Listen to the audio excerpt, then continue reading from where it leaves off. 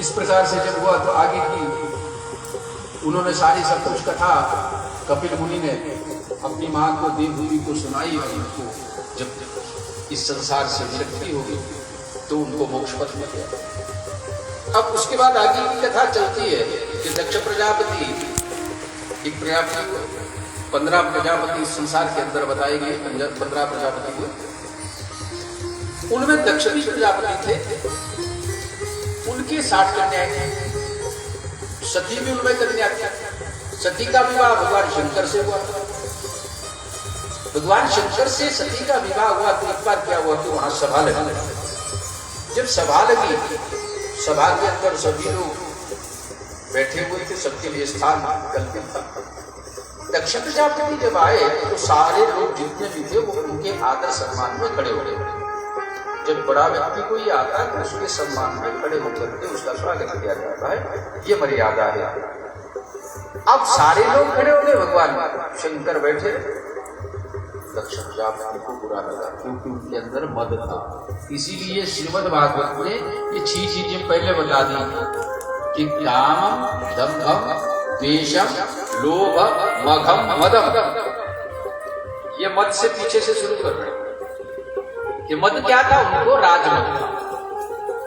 मेरे पास राज, मैं बड़ा भगवान शंकर लोकी नायक है, इस बात का कोई मतलब नहीं। मैं आया तो खड़े होने चाहिए।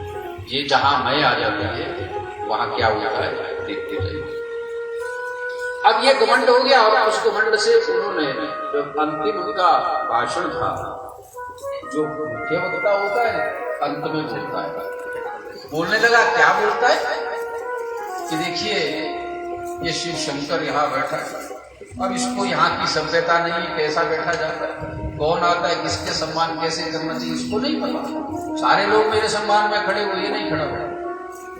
भगवान जी ने कुछ नहीं कहा, भगवान जी ने कुछ नहीं कहा, उसकी कोई प्रतिक्रिया नहीं दी, चुपचाप बैठ गए आगे। और जब आगे तो उसके बाद क्या हुआ कि एक दिन उन्होंने रचना की, एक यज्ञ रचना था। उन्होंने यज्ञ की एक परिकल्पना कर दी और यज्ञ करने के लिए सबको बुला दिया। बड़े बड़े ऋषि लोग बुला दिए, सारी अपनी जो बेटियां थी सबको बुला दिया। सब जा रही थी भगवान जी के पास। सती ने देखा कि ये सारी कहाँ जा रही है, ये देवता लोग कहाँ जा रहे हैं, क्या बात है। जब किसी से पूछा, पता चला कि दक्ष प्रजापति ने कोई यज्ञ रचा है, उस यज्ञ में ये सबको बुलाया गया है भगवान शंकर के द्वारा और वहां ये जाए। सती को लगा कि मेरे पिताजी मुझे क्यों नहीं बुलाया, मुझे क्यों नहीं बुलाया, अब मेरे को तो बुलाना चाहिए था, मैं तो इनकी बेटी थी, बाकी सबसे बुलाया तो मेरा क्या अपराध है, मुझे क्यों नहीं बुलाया। तो उनको इस तरह से दुख हुआ तो उन्होंने कहा कि मुझे तो वहां जाना चाहिए। अपने स्वामी से उन्होंने आदेश लिया, आज्ञा लेनी चाहिए। तो भगवान जी ने कहा, देवी कभी भी बिना बुलाए नहीं जाना चाहिए। हालांकि शास्त्र कहता है कि पिता का घर, गुरु का घर, पति का घर, ये निसंकोच बिना पूछे भी यहाँ जा सकते हैं, लेकिन बिना बुलाए कहीं नहीं जाना चाहिए। इसके लिए भगवान शंकर ने इनकार कर दिया। श्रीमद् भागवत कहता है, गुरु वेदस्य मूर्ति, गुरु वेद की मूर्ति होता है। पिता ब्रह्मणो मूर्ति, पिता ब्रह्म मूर्ति क्योंकि उससे उत्पत्ति होती है हमारी। भ्राता इंद्रस्य मूर्ति, और भाई इंद्र की मूर्ति होता है, इसलिए बाद में कहा गया है भाई भाई ही होता है। भ्राता इंद्रस्य मूर्ति, इंद्र की तरह होता है, वो रक्षक होता है हमारा, इसलिए भाई भाई का प्रेम है। माता क्षिते मूर्ति, और माता पृथ्वी की मूर्ति, ये सहन करती हमारा कितना मलमूत्र अपने हाथ से साफ करती, लेकिन माँ कभी नहीं कहती। और इसका बड़ा प्रमाण आता है कि एक बार जो आपके ये लिखे गया था, जिसमें लट्ठा भी बनता है और जिसमें आपका परिमाप होता है, वो अभी तक चला है। जिसने इसको बनाया वो एक बार उनकी माता बीमार हो गई। अब जब माता बीमार हो गई तो उन्होंने कहा मैया ने कि भाई मेरे से अब इतना मुश्किल है, तुम यहीं साफ बिस्तर लगा दो, मुझे दिक्कत हो रही है। अब सो गए। माता को तकलीफ थी, पानी मांगा, बेटा प्यास लगी है।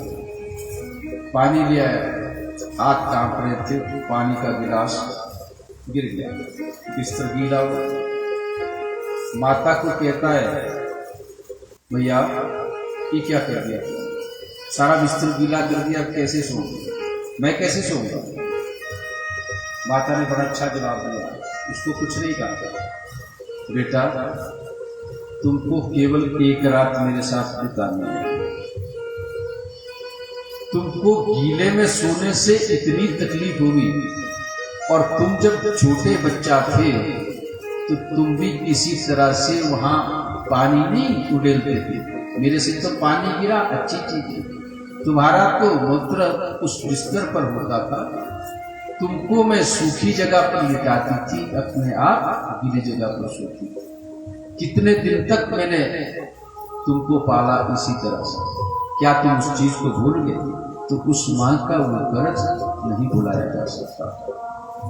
उसने कहा कि एक रात भी तुम इस गीले बिस्तर पे नहीं रह सकते, केवल पानी गिराया। ये मां की भक्ति। अब उसके बाद बहन होती है भगिनी दया मूर्ति, बहन दया की मूर्ति होती है, और अभ्यागत धर्म मूर्ति। और अभ्यागत जो होता है वो जो कोई मेहमान आता है उसमें धर्म होता है, उसमें धर्म की मूर्ति। अब यहां ये बात कही किसने, भगवान शंकर ने किसको, माता सती को, कि देवी तुम्हारी जो बहनें जा रही हैं ये दया की मूर्ति होनी चाहिए थी, इनको आपको बोलना चाहिए था कि हे बहन देखो हमको बुलाया, हो सकता है पिताजी से कोई भूल हो गई हो, कोई नहीं बुलाया हो, लेकिन तुमको चलना चाहिए। और पिता तो ब्रह्मणो मूर्ति, ब्रह्मा की मूर्ति होती है, उसके लिए तो सब बच्चे बराबर होते हैं, अच्छा बुरा उसमें भेद नहीं होता। उन्होंने क्यों नहीं बुलाया, इसलिए तुमको नहीं जाना चाहिए, उससे तुम्हारा वहां अपमान हो सकता है। लेकिन यहाँ स्थिर सती ने कहा कि बिल्कुल नहीं, जब सबको बुलाया तो मैं क्यों नहीं जाऊंगा, सब वहां जा रही है, सज धज के जा रही है, तो मैं तो जाऊंगी। अच्छा अब जाना है तो जाओ। अब भगवान शंकर ने कहा कि देवी जाओ, लेकिन उनको पता था कि वहां क्या होने वाला, इसलिए उन्होंने गुप्त रूप से उनके साथ अपने गण भेज दिए, तुम जाओ और वहां इसकी रक्षा करो। अब जब सती चली गई तो वहां उससे कोई बात न करे, उसकी बहनें थी वो कोई बात न करे, माता ने कोई बात नहीं की, भगवान शिव जो उनके पिता थे दक्ष प्रजापति उन्होंने कोई बात नहीं, अपमान हो गया। और जब उन्होंने स्थान देखे तो वहां कहीं भी भगवान शंकर के लिए कोई स्थान नहीं था, उनके लिए कोई भाग नहीं था, उससे उनको बड़ा दुख हुआ। और दुख हुआ तो उन्होंने जब पूछा तो उनका अपमान और कर दिया। जब इस तरह से अपमान हो गया तो राजा के प्रति उनकी जो श्रद्धा थी खत्म हो गई। सती ने कहा ये पिता आप इस वैभव के द्वारा, इस संपत्ति के द्वारा, इस राज्य के द्वारा अपने इस शरीर को इतना पाल रहे, और ये भी भूल गए कि त्रिलोकी नायक स्वामी श्री शंकर और उनका भी अपमान करना शुरू किया। आपने सबको बुलाया, उनके लिए कोई स्थान नहीं रखा। क्या मैं भी तुम्हारी बेटी नहीं, मुझे भी तुम अपमानित करोगे? जाओ, जिस यज्ञ को करने से तुम अपने को समझते हो कि मैं कृत्य हो जाऊंगा, इसी यही भंग हो जाएगा। और एक हवन कुंड के पास वो बैठी जहां हवन हो रहा था, और सती ने अपने शरीर से एक अग्नि ज्वाला को निकाला और एकदम वो भस्म हो गई, उससे वो यज्ञ विध्वंस हो गया। जहां हिंसा होती है वो यज्ञ विध्वंस हो जाता है, इसलिए यज्ञ में कभी हिंसा नहीं करनी चाहिए। अब वो यज्ञ तो विध्वंस हो गया, उसी समय वहां जो उनके अनुचर थे भाग करके सीधे गए भगवान शंकर के पास, कहा प्रभु माता सती ने अपने शरीर को जला दिया और वहां इस जो यज्ञ था वो भंग हो गया।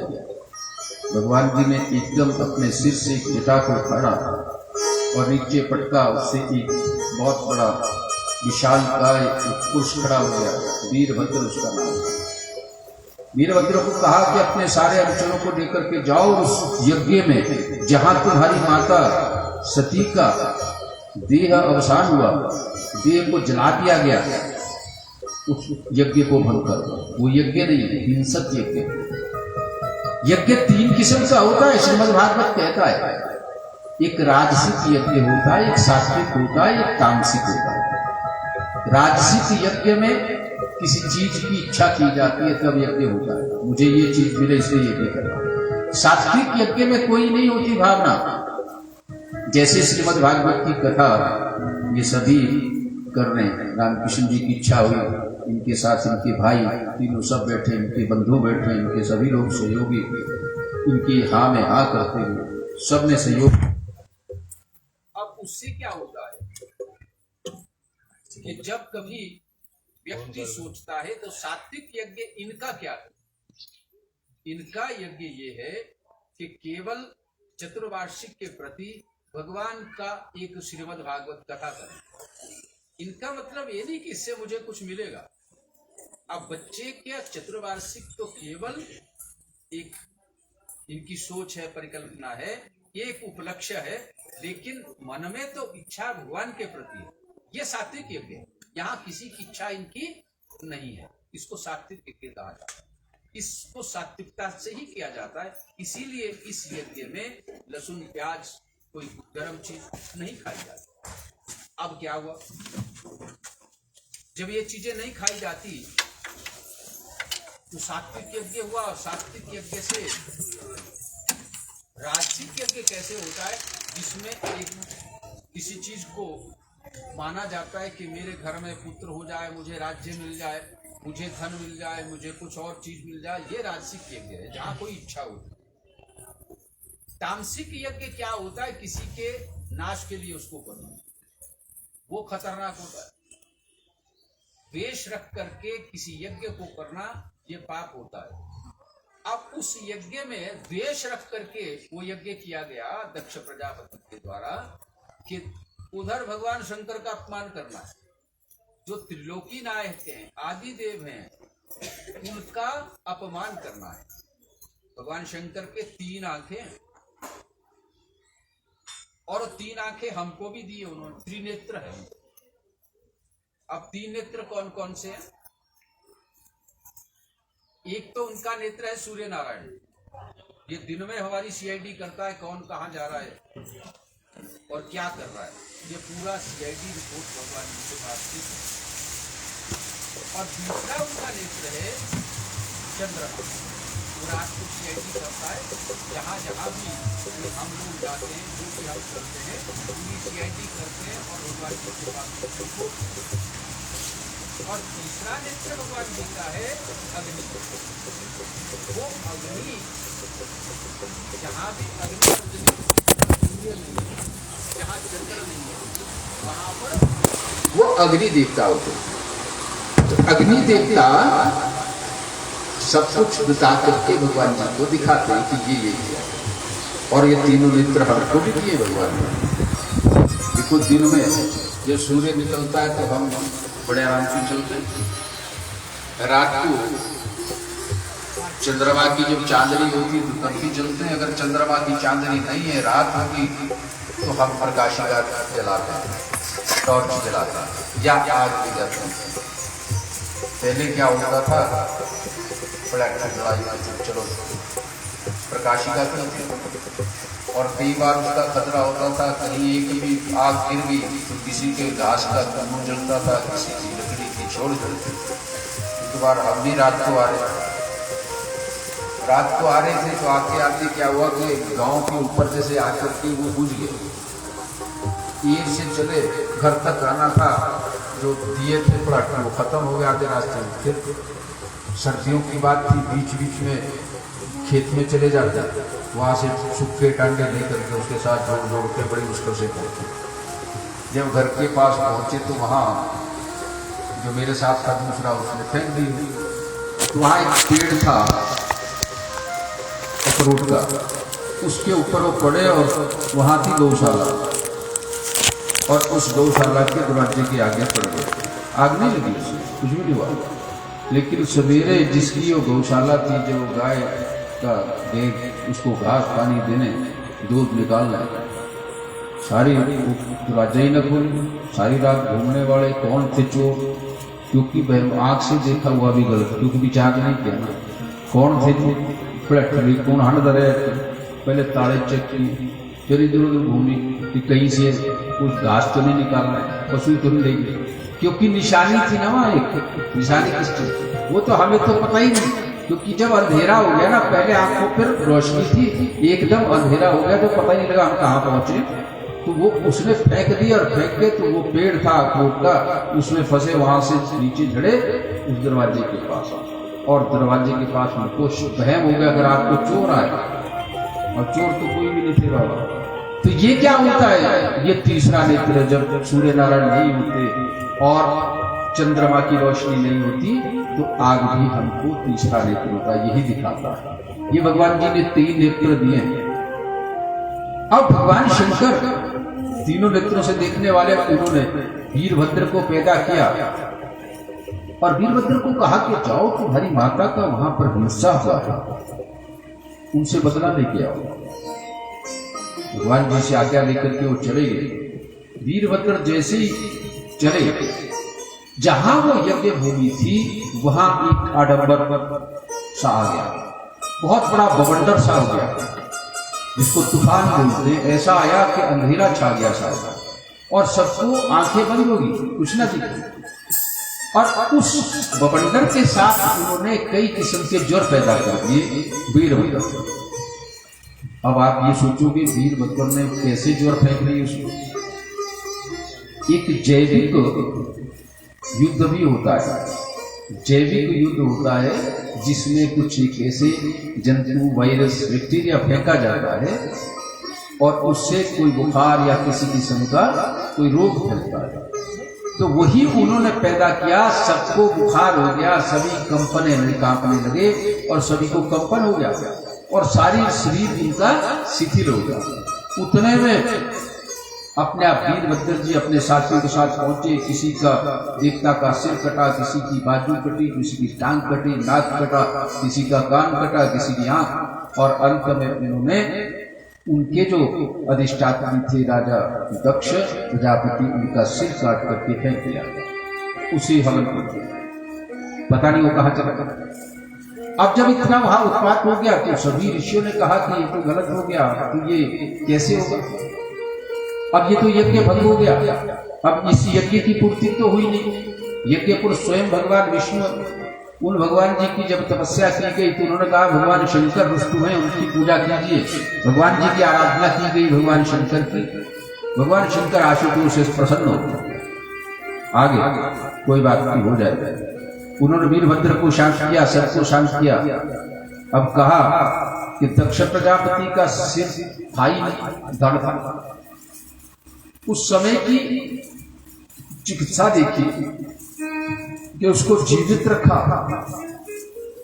और जीवित रख करके उसने बकरे का सिर लगा दिया दक्ष प्रजापति। अब अंदर से आवाज तो ठीक आ रही थी, बाहर तो बकरे का मुंह था ना, उससे आवाज वही आ रही थी, इसीलिए बम बम कहा जाता है।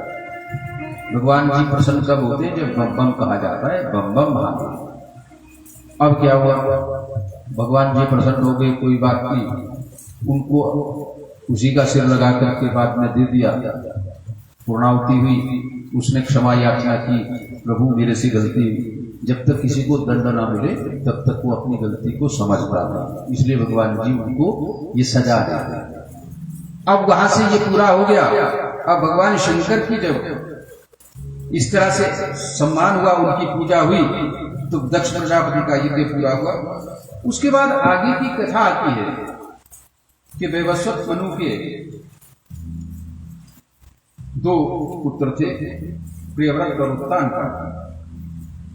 अब उत्तानपाद की 2 पत्नियां थी, एक का नाम सुरुचि था और एक का नाम सुनीति था। अब ये दोनों उनको दोनों में से कौन प्रिय थी? जो सुरुचि थी उसके साथ तो अधिक रहा करता था। अब सुरुचि के साथ ज्यादा रहते थे तो सुरुचि के एक पुत्र था, उसका नाम था उत्तम, और जो सुनीति थी उसका पुत्र था, उसका नाम था ध्रुव। अब दोनों बालक तो राजा उसी के थे, उत्तानपाद के थे, लेकिन दो पत्नियां होना ये गलत होता है। संसार के अंदर एक ही पत्नी होती है, शिक्षा दी गई है। ये शिक्षा दी गई है कि एक पत्नी इस संसार के अंदर एक ही पातिव्रत्य धर्म होता है। दक्ष प्रजापति की रानी कौन थी? एक ही, अशिक्षित थी। अब कर्दम ऋषि की पत्नी कौन थी? देवहूति। और वशिष्ठ की ऊर्जस्वती, ऊर्जा भी जिसको कहा जाता है। इस तरह से एक थी। और एक तो ऐसा भी पद्म पुराण में वर्णन आता है कि ऐसी पत्नी थी, उसके पति कोढ़ी हो गए थे, और जब कोढ़ी हो गए तब भी वो उनकी सेवा करते अपने। एक बार उसकी इच्छा हुई कि मैंने कहीं जाना है, बड़ा विस्तृत कथा, इसको मैं थोड़ा संक्षेप में उदाहरण रूप दे रहा हूं आपको। तो कंधे पे उठा के जा रही थी। एक बार वहां क्या हुआ कि उस राज्य से जो गुजर रही थी, उस राज्य में राजा की चोरी हुई। चोरों ने जब देखा कि हमारे पीछे ही उनके सैनिक दौड़े और ये हमारे को पकड़ लेंगे, तो उन्होंने सामान एक ऋषि के आश्रम में छोड़ दिया। जब ऋषि के आश्रम में वो छोड़ दिया तो ऋषि को उन्होंने पकड़ लिया कि ये चोर, और उसको सूली पे टांग दिया। लेकिन सूली पे टांग करके भी वो संध्या बंधन किया करते थे, वहां भी अपना संध्या बंधन उन्होंने नहीं छोड़ा। अब रात का समय था, बेचारी अपने पति को कंधे पर उठा करके ले जा रही थी, और कहीं उसका पैर लग गया, उसको दिखा नहीं, सूली से उनकी चुभी उस सूली, और उनकी जो भजन था उनकी समाधि खुल गई। शापित कर दिया कि उसका तुमने मेरी तपस्या को भंग किया और सूली चुभाई, मुझे कष्ट दिया। जिस पति को कंधे पे उठाकर जा रही हूं, जाओ उसकी मृत्यु हो जाए सूर्योदय से पहले। सूर्योदय होते ही इसकी मृत्यु हो जाएगी। अब यहां सती थी, विश्रस ने कोड़े पति को भी नहीं छोड़ा, उसकी भी सेवा करती रही। ये महान सतीत्व होता, देखिए उसकी शक्ति क्या बनी। उसने कहा कि अगर मैंने मन ब्रह्म वचन से अपने पति की सेवा की है तो सूर्योदय नहीं होगा, और सूर्योदय नहीं हुआ, देवता लोग चिंतित हो गए कि ये क्या बात होगी, सूर्योदय क्यों नहीं हुआ। तो फिर अनुसुईया भी एक बहुत बड़ी सती, अत्रि ऋषि की पत्नी, वो उसके पास आई। उसने कहा कि देवी अंधेरा हो गया, सूर्योदय ना होने से सारे काम रुक गए देवताओं, अब तुम इस बात को वापिस कर लो। बोले कि सूर्योदय जैसे ही होगा मेरे पति की मृत्यु हो जाएगी, तो मैं इस बात को सहन नहीं करूंगी, इसलिए सूर्य उदय। अनुसुईया ने कहा कि तुम भी सती हो, मैं भी सती, तुम्हारे पति की मृत्यु ही नहीं होगी, सूर्य की किरण पड़ने से इसका रोग दूर हो जाएगा। बोले कृष्ण बलदेव की। जैसे ही सूर्योदय हुआ उसकी मृत्यु नहीं हुई, उसका रोग दूर हो गया। ये होता सतीत्व। लेकिन एक पत्नी या दो पत्नियां थी। अब दो पत्नियों का दुख तो उसी को पता लगता है जिसके होंगी बेचारे। कभी कभार एक पंडित जी थे, अब उनको आदत थी, वो ज्योतिषी थे, ज्योतिष लगाया करते थे, जो भी चीज मिलती उसको अपने झोले में डालता और उसका समय लिख देते कि इस समय पर ये चीज मिली है। उसको वो ग्रंथ देख करके देखते कि इस समय पर ये चीज मिली तो ये इसका क्या फल होगा, ये देखा करते। उनको एक दिन क्या हुआ, स्नान करके आ रहे थे तो रास्ते में खोपड़ी मिली। उस खोपड़ी को लेकर के आ गए। उसको उनके पास क्या होता है, एक परना होता है, उसमें लपेट दिया और अपना जहां पूजा का कमरा था वहां एक ट्रंक में रख दिया। वहां उनकी पुस्तकें भी पढ़ते थे, अध्ययन करते थे, वहां रख दिया। अब रोज नहाते और नहाने के बाद उस खोपड़ी को देखते कि इसमें कोई परिवर्तन तो नहीं हुआ। एक दिन उनको देखा कि इसमें परिवर्तन तो कुछ भी नहीं हुआ, इसको तो चूर्ण हो जाना चाहिए था, ये टूट नहीं रही है, क्या बात है? या तो ज्योतिष गलत है या समय गलत, मेरे से पता नहीं लगा। क्योंकि जिस समय पर वो मिली उस समय उस खोपड़ी का चूर्ण बन जाना चाहिए था, उसका चूर्ण बनना था। ये समय ऐसा था कि उस समय पर उन्होंने प्रश्न लगाया कि इस खोपड़ी का नाश हो जाएगा, ज्योतिष। अब उन्होंने ये देखा, रोज देखते तो खोपड़ी वैसी की वैसी, उन्होंने कहा ये क्या बात होगी। एक दिन उनकी पत्नी, उनकी ही पत्नी थे और पतिव्रता था, एक दिन उनको भय हो गया कि स्वामी जी हर चीज जो भी लाते हैं मेरे से बताते, आज छुपाते कुछ आजकल, चुप चुप जाकर के सीधे क्या देखते हैं। जाकर के जैसे ही आए, स्नान करके अंदर उस ट्रंक के पास गए तो एक छोटा सा छेद था, उससे देखा ट्रंक उन्होंने खोला तो उसमें खोपड़ी थी, वो एक परने में लपेटी थी। उस कपड़े को हटाया, देखा एक खोपड़ी, और उसके मन में उनका, आंख से तो देखा लेकिन आंख से देखा हुआ गलत होता है। क्या सोच विचार कर लिया कि ये मेरे अलावा इनकी कोई और भी पत्नी थी, वो मरी है, उसकी खोपड़ी रखी है, देखो नहा के पहले इसकी पूजा करते हैं, मैं यही पाठ जो सेवा कर रही हूँ। और सातों आसपास पर क्रोध चला गया। जैसे ही उस कमरे से बाहर आए, उसने ताला उन्होंने लगाया, स्वामी जी ये कौन है अंदर, किसकी खोपड़ी है? बोले बात नहीं बताओ, चले गए। अब दूसरे दिन जैसे ही वो स्नान करके आने थे, उससे पहले उसने कार्रवाई शुरू कर दी। उसने कहा अच्छा ये नहा के आएंगे तो सीधे इस खोपड़ी को ही देखेंगे, ये थी कोई इनकी पता नहीं कौन थी, उसने रखी, मर गई होनी, उसकी खोपड़ी भी लेके आ गए, उसको भी आज तक देखते रहे। अब जैसे ही आए उससे पहले उसने कार्रवाई क्या की कि ट्रंक खोला, उस खोपड़ी को लिया और बाहर एक उखल था, उखल में उस खोपड़ी को डाला और ऊपर से मुड़ा लेके तू थी मेरी सब चल बना दिया चूरा, उसको मजा आ रहा है उस खोपड़ी को तोड़ना, ले चूरा, और फिर लात मार लिया। अब वहम हो गया ना कि ये सौकल थी कौन, वो खोपड़ी मिली थी। अब उनकी जो ज्योतिष थी उसके मुताबिक उसका चूरा बनना था, बन रहा है, किसी बहाने में बना कैसे। उसने ये सोचा अगर उसके मन में ये गंदा विचार ना आता कि मेरी ये सौकड़ थी, इसकी कोई पत्नी रखी हुई थी कोई और, तो वो चूरा ना बनाती उसकी।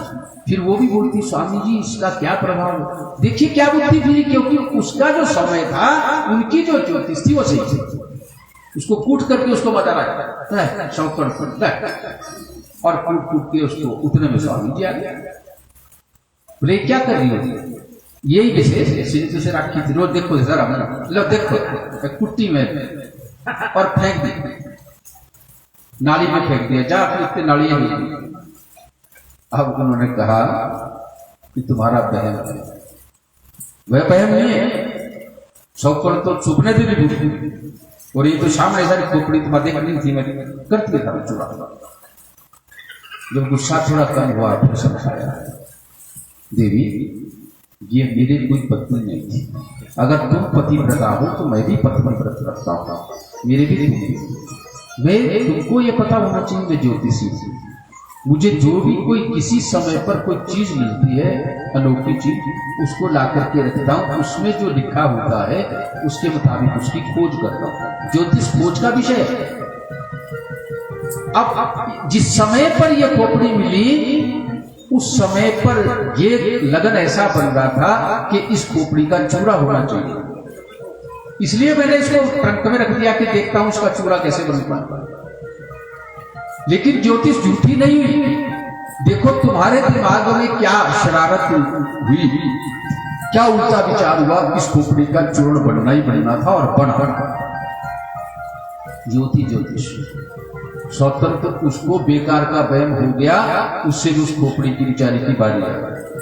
और यहाँ तो सौकन थी कौन, सुरुचि और सुनीति। बोले कृष्ण बलदेव की, किसकी, उत्तान पापा।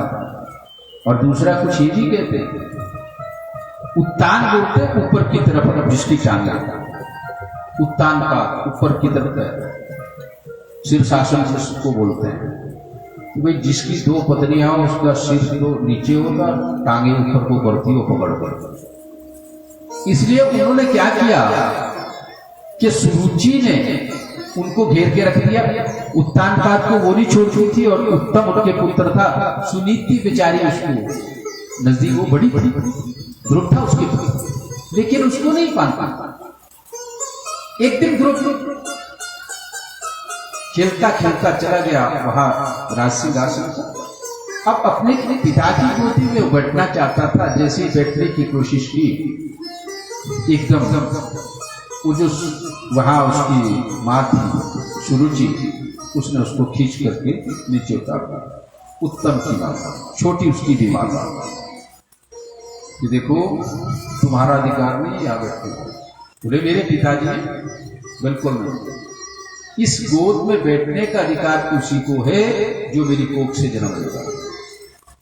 तो तुम अगले जन्म में इसकी गोदी बैठ सकते हो, मेरे गर्भ से जब जन्म लोगे तभी तुम्हारा अधिकार बनेगा, वैसे नहीं। किसी व्यक्ति को इतना घमंड हो जाता है, उसकी जब चरम सीमा होती है तो उसका दुष्परिणाम निकलता है। अब क्या हुआ, अब बेचारा बच्चा छिटक गया नीचे, रोता रोता अपनी माँ सुनीति के पास आ गया।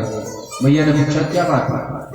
मैया, मैं अपने पिता की गोदी में बैठना चाहता था, वो अपने राजसिंहासन पर बैठ रहे हैं, लेकिन वहां मेरी जो बीमाता है सुरुचि, उसने मुझे छिटक दिया और हटा दिया और कहा कि अगर तुमको ये गोदी चाहिए तो मेरे कोख से जन्म लेना पड़ेगा। अब महाराज ने क्या करूं? मैया अब मेरे पास कोई इलाज है। मैया ने कहा ये ध्रुव, तुम्हारी सोच थोड़ी गलत है बेटा। देखो जिस राज गद्दी पर तुम्हारे पिता बैठे हैं वो राजगद्दी भगवान की दी हुई होती है, उनको भी किसी ने दी है, इसलिए तुम उससे क्यों मांगते हो जिसने किसी से मांग कर ली है? जो देने वाला उससे मांगना चाहिए ना, मांगने वाले से मांगोगे तो क्या करोगे? अब कहीं पूरी लाइन लगी है मांगने वालों की, और एक कटोरे कहाँ होते, जो दर्शनार्थी होते उनकी तरफ होते, उनसे ही मांगा जाता ना, जो कोई यात्री आता है। अब कटोरे जिसने अपना भी कटोरा रखा उससे मांगेगा भिक्षा तो वो क्या देगा? वो भी तो भिक्षा चाहता है। उन्होंने कहा कि ये गलत बात है तुम्हारी, तुम इससे क्या मांगते हो? जिसने इनको दिया है ये राजसिंहासन उससे मांगो। ठीक है,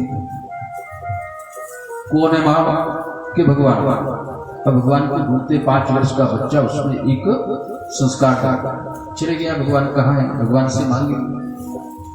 अब चले गए तो नारद जी जब तक किसी को गुरु न मिले, अच्छा गुरु न मिले, तब तक किसी का कल्याण नहीं होता। अच्छा गुरु अचानक मिलता था, बहुत कम मिलता था,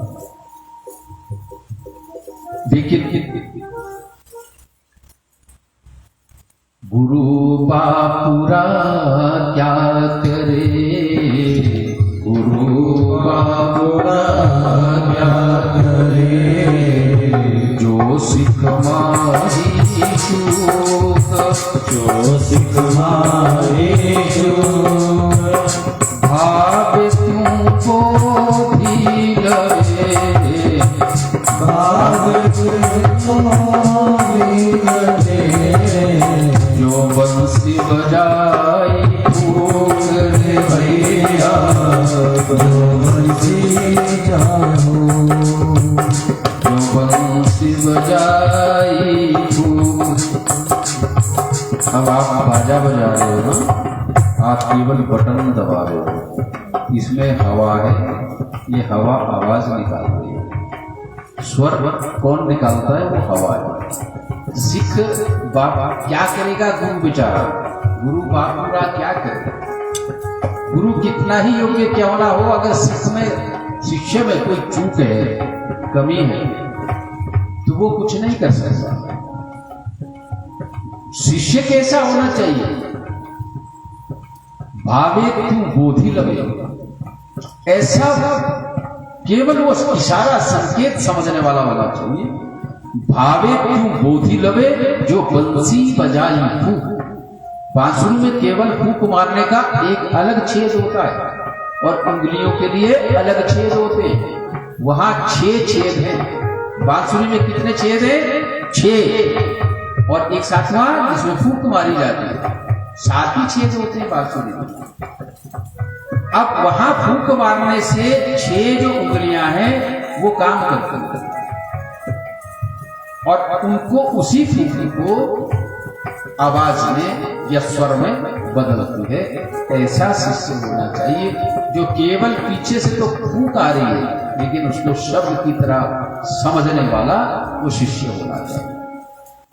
अब यहां शिष्य भी अच्छा था और गुरु भी उत्तम। कौन मिले? नारद। देवर्षि नारद अचानक वहां पहुंच गए और अच्छा गुरु किसी को भाग्य से ही मिलता है। किसी का भाग्योदय होता है तभी कोई अच्छा सदगुरु मिलता है, वैसे नहीं मिलता। अब क्या हुआ कि जब वो मिल गए तो उन्होंने कहा कि बेटा कहां जा रहे हो? तुम्हारी आयु तो बड़ी छोटी है कि भगवान जी से मिलना है। अब उन्होंने सोच लिया कि प्राणी घाट में भगवान जी मिलेंगे, चलो वहां किसी की दुकान पर बैठे होंगे। भगवान जी का पता तो था ही भाई। बच्चे को बोल दो कि तुमको भगवान चाहिए, उनको नहीं पता। अब एक बार क्या हुआ, एक ब्राह्मण देवता काशी में पढ़ने गए। बोले कृष्ण बलदेव की। ये मैं उदाहरण क्यों दे रहा हूं? ये उदाहरण इसलिए दे रहा हूं ताकि ये कथा आपकी अच्छी तरह समझ में आए। इसका मतलब क्या है? तो वो काशी से पढ़कर आए और उनके पास श्रीमद् भागवत की एक कथा थी और कुछ नहीं। उनको ही उन्होंने आद्यपाद पढ़ा। अब वहां से आए, पैदल आए जहां रेलवे स्टेशन था वहां, तो थोड़ा सा उनके पास पैसे थे, जेब में डाले थे पोथी को। भगवान जी का साक्षात रूप पे अपनी गोदी में रखा था, एक कपड़े में लपेटे हुए। अब थोड़े आगे गए जहां से दूसरी तरफ दूसरी रेल में जाना था, तो वहां जब उतरे तो वहां टिकट दूसरा हो रहा था। अब थोड़ा उतरे कि चलो कुछ फल ले लेता हूं। फल लेने के लिए चले गए। अब फल लेने लगे तो पहले हाथ डाला तो जेब से वो जेब फटी, हाथ नीचे। वो जेब तो साफ कर दी किसी ने, जेब पर। अब थोड़े दूसरी जेब में थोड़े पैसे बचे थे। अब पहले कुछ ज्यादा मांगे फल, फिर बोला कि नहीं आप एक ही दो। फल वाले ने कहा महाराज आपने पहले इतना कहा। बोले नहीं पैसे का। अब जो पैसे थे उसका तो फल खरीद लिया, आप कैसे जाएंगे आगे? अब फल खा करके चले, चलो प्यास मिटेगी, थोड़ी भूख मिट गई। और सामने बड़ी दूर एक गांव देखा। उस गांव में देखा कि यहाँ ये गांव बड़ा है, चलो यहाँ मुझे भोजन तो मिल जाएगा।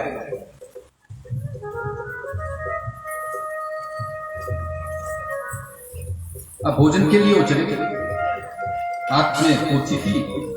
अब जो जैसे संस्कार में होता उसको वैसे आगे भी वैसा ही दिखता। उसने सोचा काशी होगा सर, काशी में तो विद्वान की इज्जत होती। कोई चले गए इसमें श्रीमद् भागवत की कथा लेकर के, तो वैसे ही उसको पैसे हो जाने लगे। उन्होंने सोचा चलो यहाँ भी हो। वहां वो सारे मस्त अपने। उन्होंने पूछा कि अच्छा इतना बड़ा गांव में कोई ब्राह्मण है यहाँ? बोले हाँ महाराज एक हमारे ऊंची जगह। चले गए उस ब्राह्मण के, वो ले गए। बोले महाराज कोई आपसे मिलने आया। अच्छा आगे, हाँ जी कि महाराज ने आप ब्राह्मण हैं? हाँ तब क्या हुआ कि मैं भी ब्राह्मण हूं।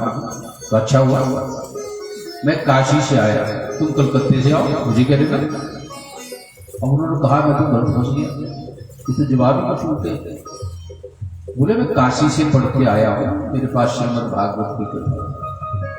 तो तेरे पास से भागवत को हमने क्या लेना? तो नाम भी आज ही सुना, भागवत क्या होता है, तो क्या करना, ये क्या पढ़ दिया? बोले अपने यहाँ पे रहना मुश्किल हो जाएगा, क्या करूं, मैं तो गलत फंस गया। बोले तो मुझे भोजन चाहिए था, थोड़ा भूखा। अब भोजन कर लिया, सुबह सोने को बाहर बोल दिया बाहर सो जाओ, अंदर हमारे पास सो के बेचारे ब्राह्मण देखता था।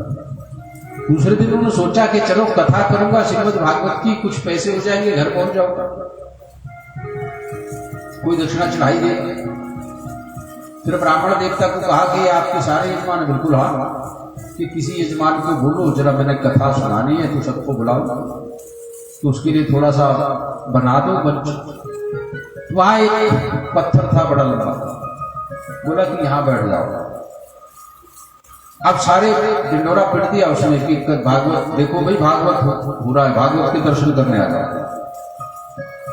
अब वो जिसको मुख्य यजमान बनाया उसके पोते थे वो उसके साथ आ गए। अब वो बोले दादाजी भागवत देखना। अब उन्होंने सोचा भागवत पता नहीं क्या चीज होती, अब उनको क्या पता, किसी ने कहा स्टार्ट था। अब जैसे ही वो पोटली में बंद था, एक कपड़े में बंद था, उन्होंने आगे रखा है, अपने आप आचमन किया, थोड़ा सा जल लिया और पूजा अपने आप ही की हुई। ये तो मुश्किल है, तो कौन करेंगे? बोले महाराज फटाफट दिखाओ क्या है भागवत। अब उनको क्या पता, उन्होंने सोचा देखने की चीज, उन्होंने सोचा जो मदारी पटारे में ना सांप रखता है, वो बीन बजाएगा और सांप बाहर नाचेगा। बच्चे भी बोले भागवत देखना है, भागवत देखना है। अब पंडित जी फंस गए, उन्होंने सोचा कहाँ फंस गया, निकलो के बीच में क्या करूं, क्या दिखाऊंगा। बोले महाराज ये देखने की चीज नहीं, ये सुनने की चीज है, श्रीमद् भागवत में ज्ञान है, इसमें लिखा है। अरे तब क्या हुआ, तो दिखा तो दो, इसमें है क्या। अब बच्चे बोले भागवत देखनी, भागवत देखनी, रोने लगे। अब जब खोली तो उसमें तो कुछ भी नहीं था, वो तो किताब था। बोले हमने सोचा पता नहीं भागवत क्या चीज होगी, इसमें तो कुछ भी नहीं है, इसमें तो कागज है, ये काहे को दिखाने को लिया है। बोले अच्छा। और इतने में भी मैंने सोचा कि चलो कुछ तो इनको ज्ञान पड़ेगा, मैं कृष्ण के बारे में थोड़ा वर्णन करने लगा। और वो सारे के सारे सो गए, और जो मुख्य यजमान बनाया था उसने पोथी की ओसरा वही सो गया, क्या सुना। और फिर ऊपर से खर्राटे शुरू। अब जब खर्राटे लेने शुरू कर दिए तो मैंने सोचा अब श्रीमद् भागवत को ये सुनाना दूर की बात, लेकिन इसको समेटू कैसे, अब यहाँ से जाता चलो कहीं दूसरी जगह जाता। तो थोड़ा सा उसको कहा महाराज मैंने देख लिया और आपने भी भागवत देख लिया, मैंने भी दिखा दिया, अब मेरा पीछा छोड़ो, ये मेरी पोथी दे दो, मैं चलता हूँ। जिनको नहीं पता भागवत है क्या, वो ऐसे ही सोचते हैं कि इसने कोई करामात है। कुछ तो ये सोचते हैं कि श्रीमद् भागवत में नाचना और गाना सिखाया होगा कि नाचते हो। श्रीमद् भागवत में ज्ञान है, इस ज्ञान को दृष्टांत कुशलो धीरो गंगा, दृष्टांत कुशल होना चाहिए और विप्रह वेदक, ये उसके लक्षण बताएंगे। दृष्टांत देने में कुशल होना चाहिए, दृष्टांत भी जिससे वो कथा सरलता से समझ में आ जाए, ऐसा दृष्टांत होना चाहिए। बोले कृष्ण बलदेव की।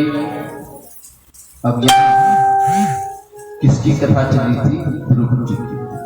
कौन था उनके साथ, उनके गुरु कौन मिले? नारद जी। उन्होंने जब देखा कि बच्चे का हट है, बोलते भगवान से मिलना कोई बात नहीं, बेटा एक बात करनी पड़ेगी, तुमको उनका नाम देना पड़ेगा। बोले नाम बताओ क्या है? एक मंत्र बोलना पड़ेगा।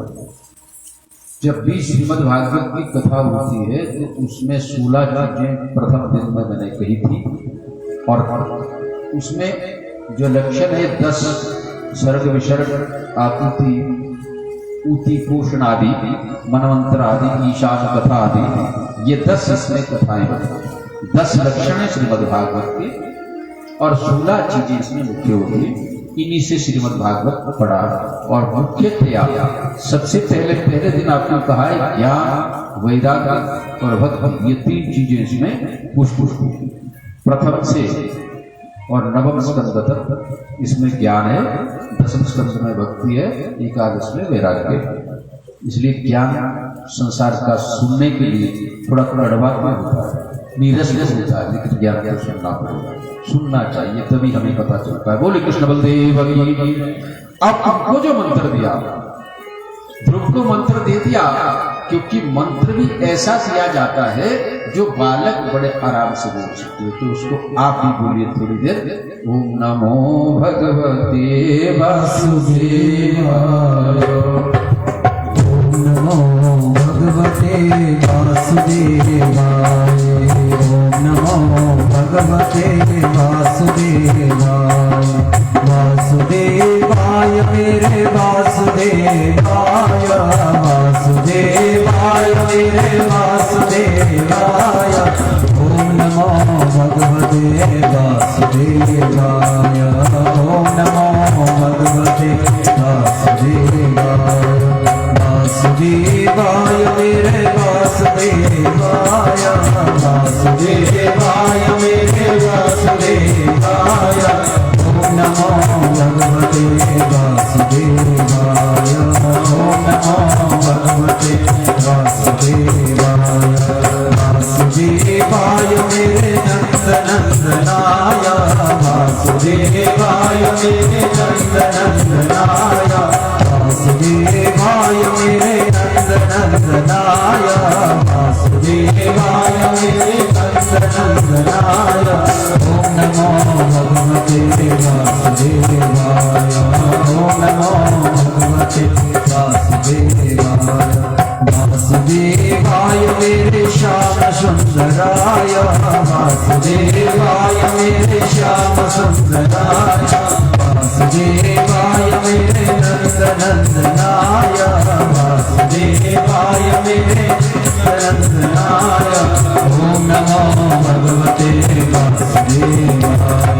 ओम नमो भगवते वासुदेवाय। ओम नमो भगवते वासुदेवाय।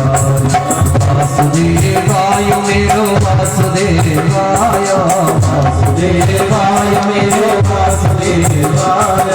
वासुदेवाय मेरे वासुदेवाय। वासुदेवाय मेरे वासुदेवाय। ओम नमो भगवते वासुदेवाय। ओम नमो भगवते वासुदेवाय। वासुदेवाय मेरे नंदनंदनाय। वासुदेवाय मेरे नंदनंदनाय। वासुदेवाय मेरे शोधवानाय।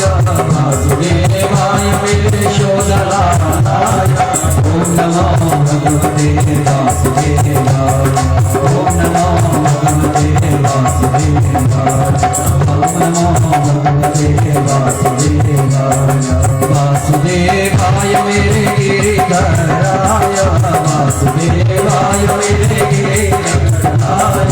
वासुदेवाय मेरे गिरिधराय।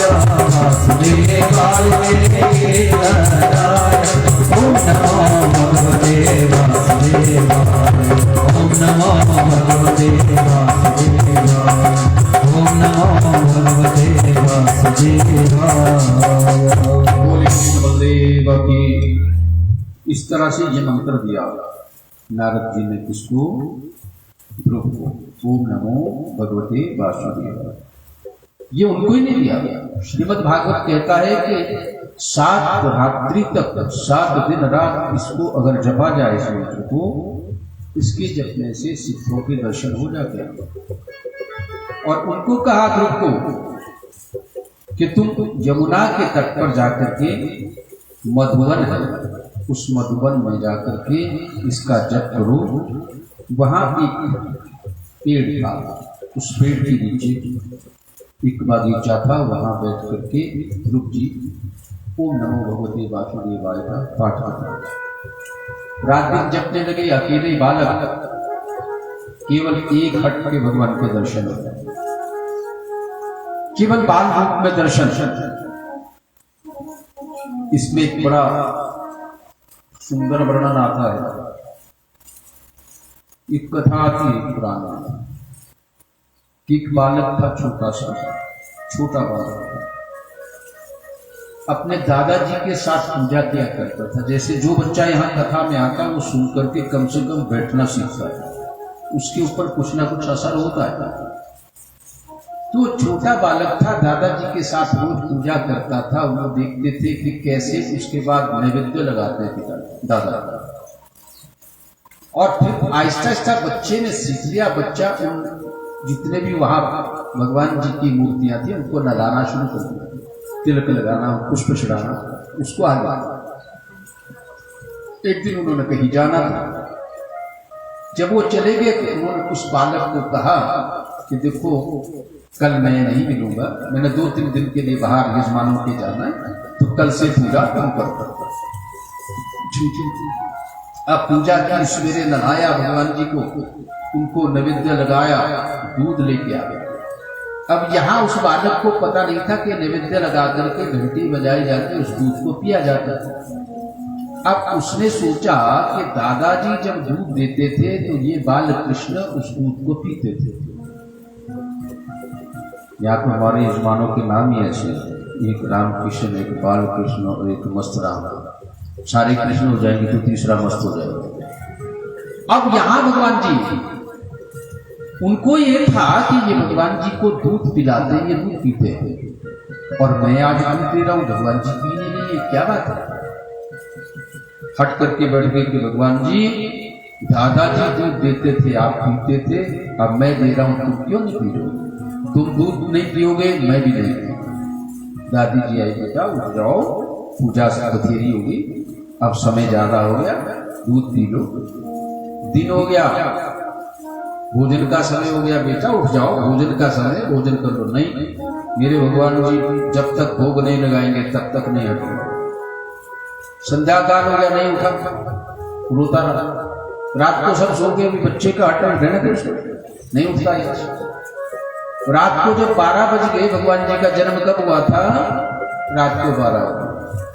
कृष्ण भगवान जी, तुमने सोचा है तो हट कर रखा है इस बच्चे को, तो मेरा भगत है, क्या क्या भूखा है। तो भगवान जी को उसको नींद भी लगती रही, लेकिन आंख खुलता रहा कि मेरे भगवान जी तो दूध तो पिएंगे। अब जैसे ही वो आंख झपकती फिर खोल देती, और 12 जैसे ही बजे भगवान जी ने भक्तों के बस में, भगवान भगत के बस में है भगवान, भगत के बस में है भगवान, भगत के बस में है भगवान, भगत के बस में है भगवान। भगत के बस में होते भगवान कैसे? जैसे ही उन्होंने हट किया उस बालक ने कि तुम नहीं पियोगे तो मैं भी कुछ नहीं खाऊंगा, अनशन व्रत कर।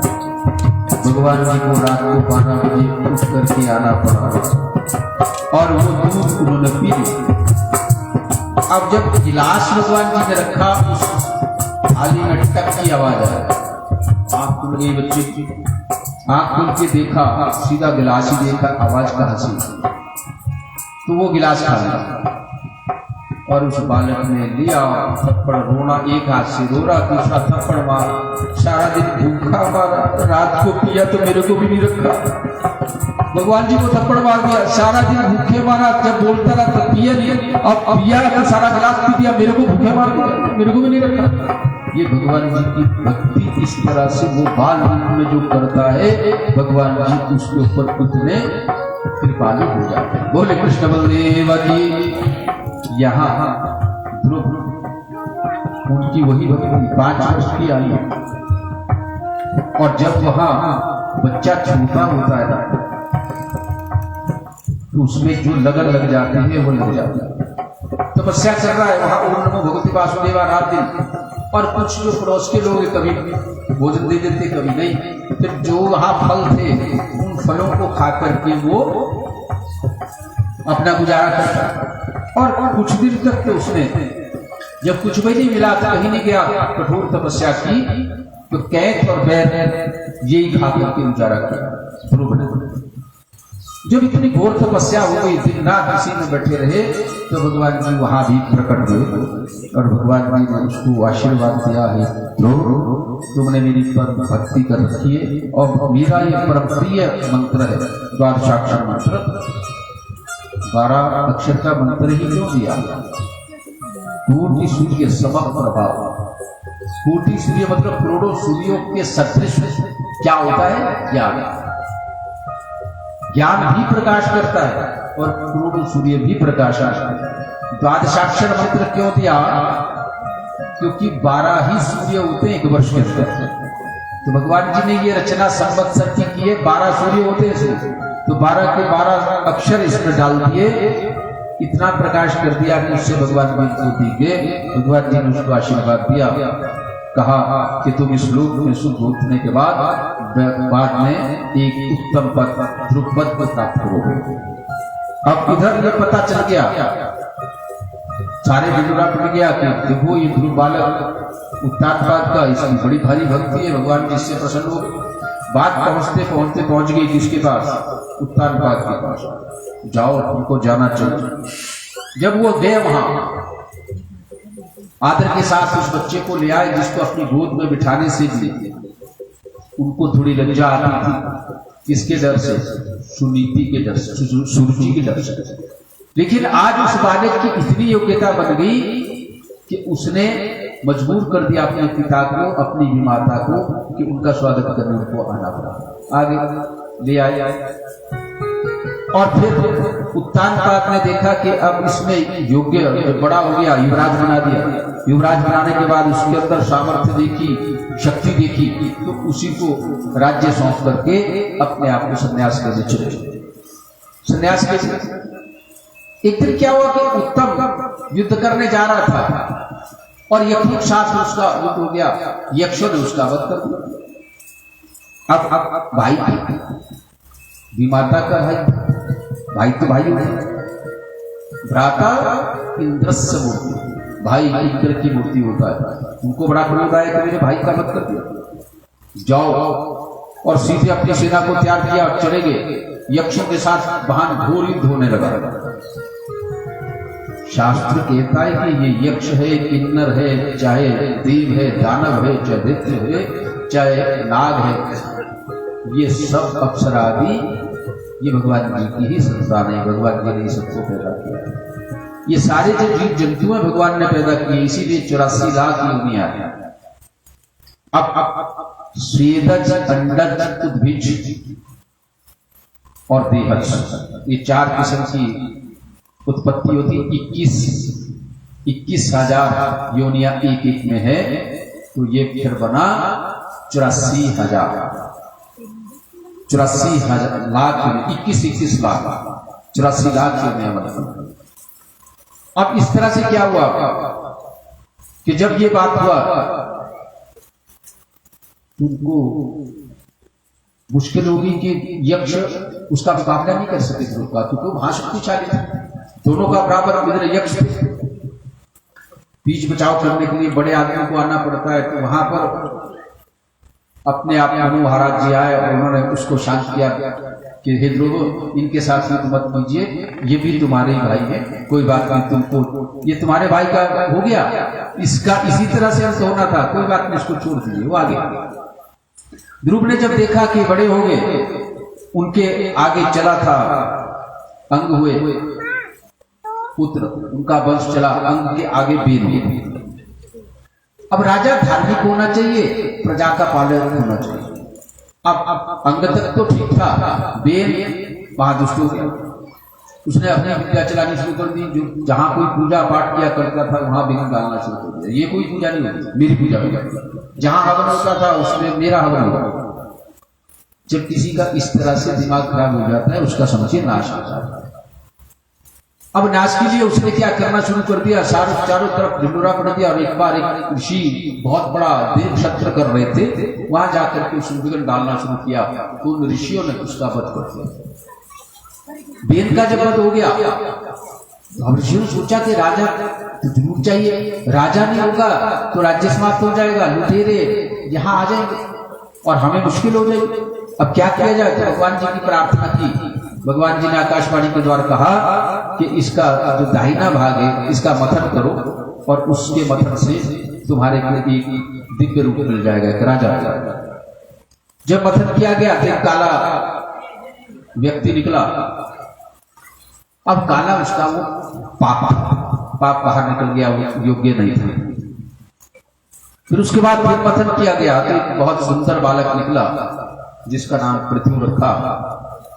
मंथन करने से जो बच्चा पैदा हुआ उसका नाम पृथु रखा गया। और दूसरा संस्कृत में कहा जाता है जो अपने यश को बढ़ाए उसको भी पृथु कहा जाता है। अब जहां उस पृथु के रूप में अवतार हो गया भगवान जी के, ये भी भगवान जी का अंश था। बोले कृष्ण बलदेव की। अब जब उसका अवतार हो गया पृथ्वी जी का, तो फिर उनका पृथ्वी तब तक निर्बीज हो चुकी थी। सारी वनस्पति औषधियां उसने अपने अंदर समेट ली थी, क्योंकि इस पृथ्वी के ऊपर क्या था, पर्वत बन गए थे, उबड़ खाबड़ थे, गांव कहीं नहीं थे, नगर कहीं नहीं थे।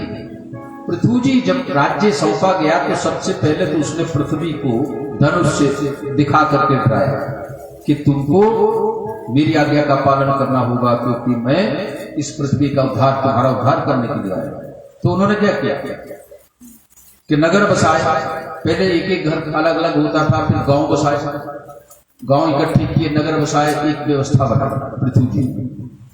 और उसके बाद खेती के लिए जो छोटे छोटे पर्वत से थे उनको हटाया, वहां समतल करके कृषि भूमि बनाई और उसको दोहन करने लगे। श्रीमद् भागवत में कथा कुछ अन्य तरीके से, गाय का रूप उसको माना है पृथ्वी को, उसी तरीके में दोहन का एक बताया है, लेकिन इसका सही अर्थ ये है कि इसका दोहन इस तरह से भगवान जी ने किया और इसको कृषि योग्य बनाया, इससे बहुत वनस्पतियां इससे उत्पन्न की और सारा फिर उनके आगे संतानें हुई। अपनी प्रजा को उन्होंने समझाया कि देखो, प्रजा को अपने भाई की तरह रहना चाहिए, प्रजा भाई की तरह होनी चाहिए, राजा पिता की तरह होना चाहिए, और अपने पुत्रों को समझाया कि भाई भाई होता है, सबको आपस में इकट्ठे रहना चाहिए, राज्य कोई मिलेगा। उसके बाद उनके प्रचेतागण आगे वंश चला, फिर आगे चलती है कथा, उन्होंने अपने आप संन्यास ले लिया, राज्य सौंप दिया और देह को समाप्त करके वो वैकुंठ को चले गए। फिर पुरंजन की कथा आती है। अब पुरंजन क्या थे? एक राजा थे और उस राजा के राज्य था और उनका एक मित्र था अभिज्ञा। पत्नी को ढूंढते ढूंढते वो दक्षिण दिशा की ओर चले गए।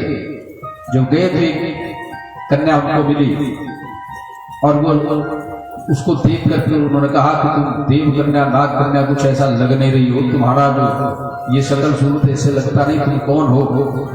तो उनका विवरण हुआ, वो काल कन्या थी, उसके साथ उनका विवाह हुआ। ये बड़ी विशिष्ट विस्तृत कथा है, घटाई गई। कहाँ पुर कहा जाता है एक समूह को, जन मनुष्यों का जो पुर है वो इसी, इसमें सभी उस काल कन्या रूपी उस मृत्यु के साथ उनका सम्मेलन होता है, अंत में असली वही होती है। तो ये उसमें उस तरह से घटा रखी है, एक वेदांत की कथा है, उसको बड़े साधारण तरीके से इस तरह से पुरंजन की कथा मान करके चला है। बोले कृष्ण बलदेव की। श्रीमन नारायण नारायण नारायण, श्रीमन नारायण नारायण नारायण, श्री हरि नारायण नारायण नारायण, श्री हरि नारायण नारायण नारायण, श्रीमन नारायण नारायण नारायण, श्रीमन नारायण नारायण, सूर्य नारायण नारायण नारायण, सूर्य नारायण नारायण नारायण, सूर्य नारायण नारायण नारायण, सूर्य नारायण नारायण नारायण, श्रीमन नारायण नारायण नारायण, श्रीमन नारायण नारायण नारायण,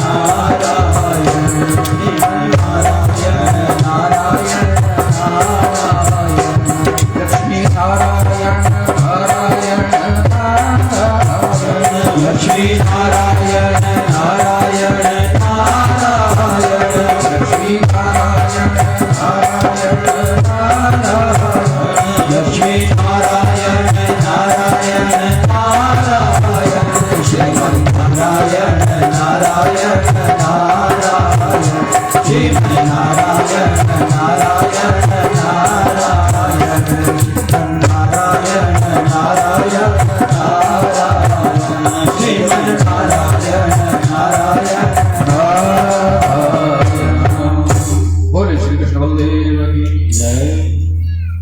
आगे की कथा चलती है। प्रियव्रत का चरित्र चलता है। उनकी पत्नी का नाम बरहिष्मती था। उनके 10 पुत्र हुए, अग्निद्र आदि, और उनमें 7 जो बालक थे उन्होंने राज्य संभाला, 3 ने संन्यास ले लिया था। अब उनसे 7 द्वीप चले, जम्बू, लक्ष, शाल्मली, पुष्करौंच, शाक और पुष्कर। ये 7 द्वीप बने कि जब सबसे पहले मनु महाराज जी ने एक रथ दिया, उस रथ को इस पृथ्वी पर दौड़ाया तो 7 गड्ढे हो गए। 7 गड्ढे जो हो गए तो वो 7 समुद्र बने, और उन समुद्रों की ही एक सीमा बनी, वही 7 द्वीप बने। ये हमारा जम्बू द्वीप है। जम्बू द्वीप भारत खंड, इसका नाम पहले अजनाब क्षेत्र था।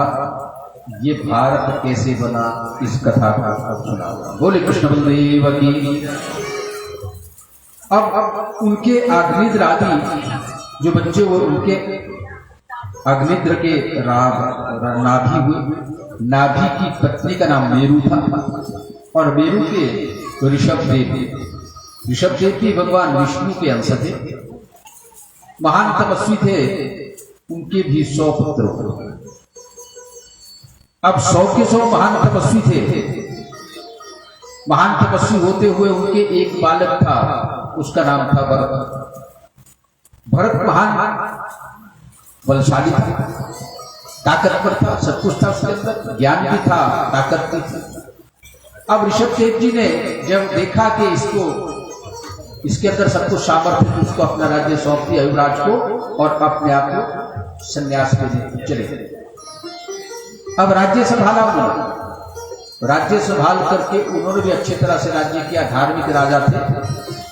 तत्पश्चात वो तो चले गए संन्यास लेने, और अपने बच्चों को उन्होंने भी राज्य सौंपा। संन्यास ले लिया और गंडकी नदी के किनारे वो तपस्या करने बैठे। गंडकी नदी के किनारे जब तपस्या करने लगे तो वहां जाकर के बड़ी अच्छी तरीके से तपस्या में मगन हो गए। तो ब्रह्मनिष्ठ थे, वैष्णव सन्यासी थे। अब एक बार क्या हुआ दृश्य, उस गंडकी नदी में जो पत्थर होता है वो शालग्राम कहलाता है। इसीलिए शालग्राम को अंत समय में पूजा की जाती है, और जब अंत्येष्टि होती है तब भी शालग्राम की पूजा होती है। उस गंडकी का महत्व ऐसा है कि उस गंडकी नदी में उससे पहले तो ऋषि जो तपस्या किया करते थे, वो उनके जो पत्थर है वहां से गंडकी नदी के, वो शालग्रामों पे बने बनाए। उनकी पूजा के लिए उनको बाहर रखते थे। वहां नल और नील 2 बंदर थे। ये नल और नील जात के बंदर थे, तो जात के बंदर। तो क्या करते कि जैसे ही वो शालिग्राम जी की पूजा करने लगते ऋषि, तो उन पत्थरों को उठा करके नदी में फेंकते। उन ऋषियों को तपस्या करने मुश्किल हो गई। अब उन्होंने कई बार किसी को दिया हुआ शाप उनको वरदान बन जाता है। उन ऋषियों ने उनको शाप दे दिया कि जाओ, आज के बाद जिस भी पत्थर को तुम इस नदी में फेंकोगे या किसी भी पानी में फेंकोगे, वो पत्थर तैर जाएगा, डूबेगा। क्योंकि जिस पत्थर जो भी वो शालिग्राम जी निकालते हो फेंक देते, नदी में डूब जाता, दूसरा ढूंढने में दिक्कत आती। तो उन्होंने शाप दे दिया नदी, और वो शाप उनको वरदान सिद्ध हुआ तब रामावतार में नल और नील ने जब समुद्र में पत्थर फेंकने शुरू किए, सब तैरे थे, और उससे एक सेतु पुल बन गया था लंका का। ये शाप उनको वरदान के रूप में हुआ। बोले कृष्ण बलदेव की। ये क्या बना, ये गंडकी नदी थी जहां इतनी पवित्र नदी है जो हमको तारने वाली है। वहां बैठ करके वो तपस्या कर रहे थे। कौन? वो भरत। अब एक दिन क्या दृश्य हुआ कि वहां एक हिरण आया, हिरणी गर्भवती। अब पीछे एक शेर बड़ा दिनों से भूखा था, जैसे ही पानी पीने लगी शेर की निगाह पड़ गई उसको। उसकी दृष्टि पड़ी तो उसने एकदम जैसे ही दहाड़ लगाई तो भय के मारे उस बेचारी ने छलांग लगा दी नदी में और उससे एक बच्चा निकल गया। वो प्रसूता हो गई, बच्चा निकला, बच्चा तो उन्होंने पकड़ लिया नदी से, क्योंकि वो नहा रहे थे, स्नान कर रहे थे, लेकिन वो मां जो थी डूब गई।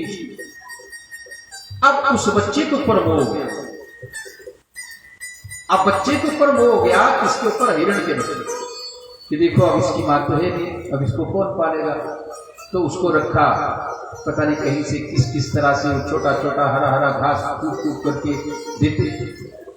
अब जब वो घास काट काट करके देते, थोड़ा थोड़ा देते, उसी में उनकी चिंता, उनकी पूजा तपस्या भूल गई, सेवा मोह कहां हो गया उस हिरण बालक से। जब हिरण बालक से मोह हो गया, आहिस्ता आहिस्ता मोह बढ़ता गया, सारे काम छूट गए। इसीलिए हमको कहा गया है कि जब तपस्या करनी है तो 3 चीजों को छोड़ना पड़ता है। ये हमको शिक्षा मिलती है। कथा क्या सिखाती है कि संन्यास का मतलब ये है कि सब कुछ छोड़ना, एकदम नहीं छूटता। 25 वर्ष जो आपका वानप्रस्थाश्रम होता है, आहिस्ता आहिस्ता उस परिवार को छोड़ने की कोशिश करनी चाहिए, एकदम नहीं छूटता। और संन्यास जब ले लिया, जब सब कुछ छोड़ दिया, उसके बाद तो तुमको फिर किसी भी मोह में नहीं फंसना चाहिए। यहां भरत में किस मोह में फंस गए, एक हिरण के बच्चे के, और उसी को अंत समय में। इसीलिए आपको गीता का पाठ सुनाया जाता है, इसीलिए आपको राम कहने को कहा जाता है। और अगर सारी उम्र नहीं बोला है तो अंत में कोई बोलेंगे राम बोलो, किया बोलो 4 अक्षर बोल रहे हैं, राम 2 अक्षर नहीं बोले जाते। ये दिक्कत होती है क्योंकि अभ्यास नहीं, अभ्यास ही नहीं कौन्तेय वैराग्यम च गृह्यते। अभ्यास से ही वैराग्य ग्रहण होता है। वैराग्य तभी आता है, वैसे अभ्यास के बगैर नहीं होता। इसलिए यहां अब इतने बड़े तपस्वी होकर के भगवान के चरणारविंद में जिनकी सेवा थी, सारा उन्होंने जीवन कर दिया था। सन्मुख हो जीव मोहि, जब जीव सन्मुख हो जाता मेरे, तो उसके लिए वो सब कुछ दे देते हैं भगवान।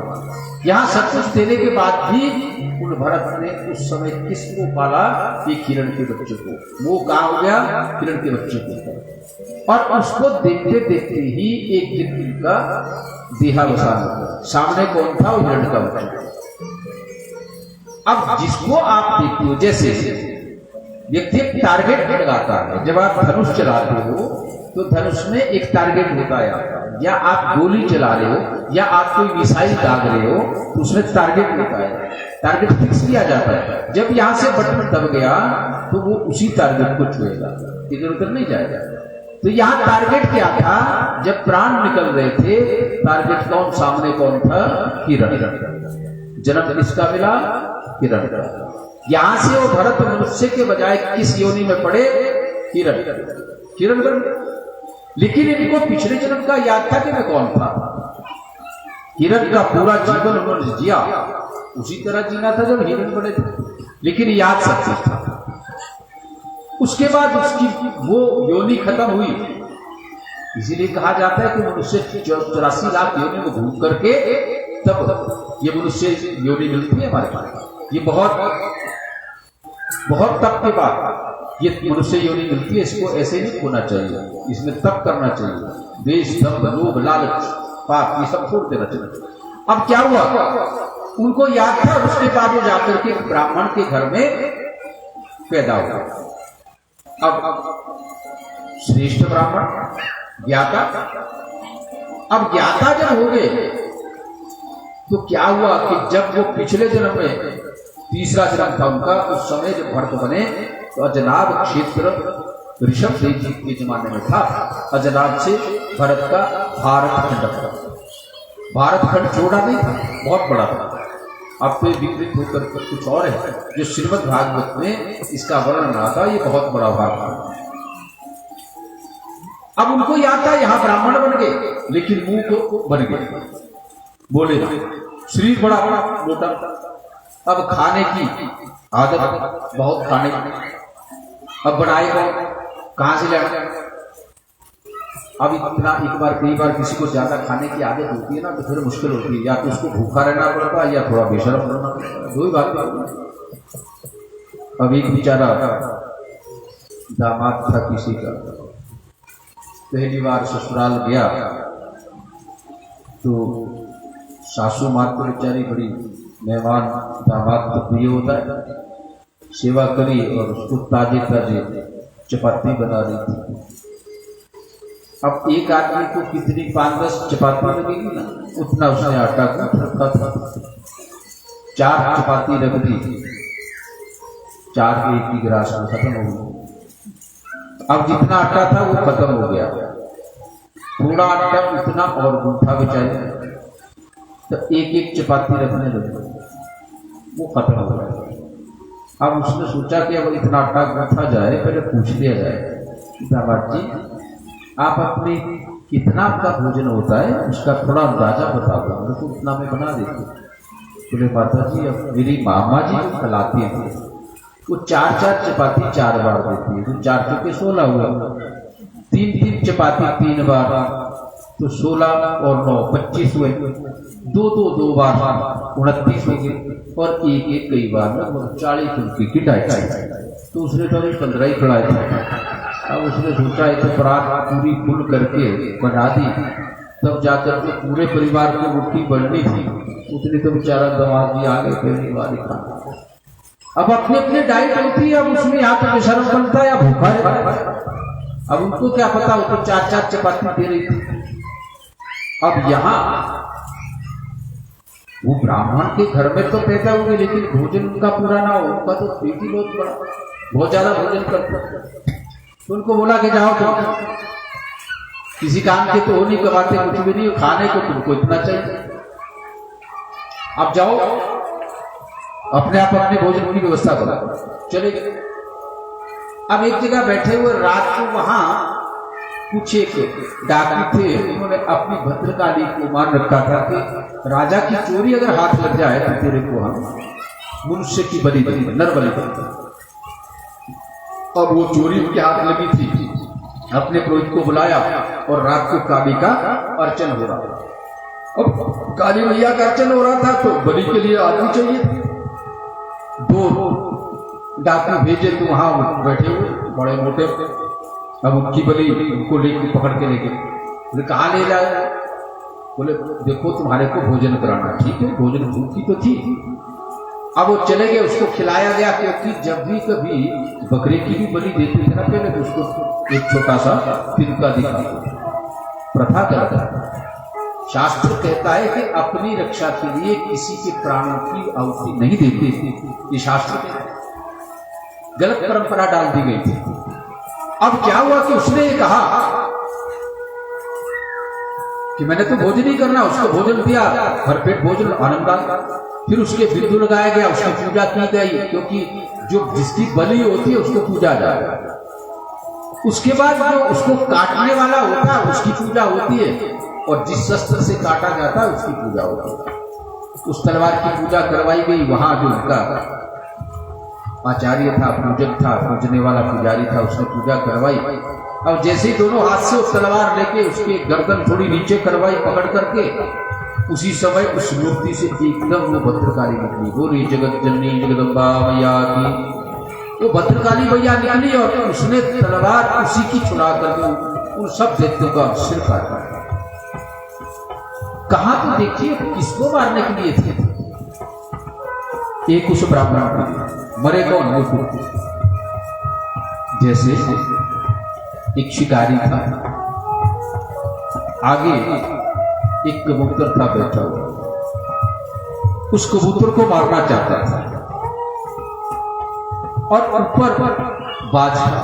अब कबूतर बेचारा उड़े तो ऊपर बाज बैठा है, वो खाएगा, बैठा रहे तो उसका तीर का निशाने पर वो था, दोनों तरफ से बैठा रहेगा तो शिकारी ने बाण चलाना है, उड़ेगा तो ऊपर बाज।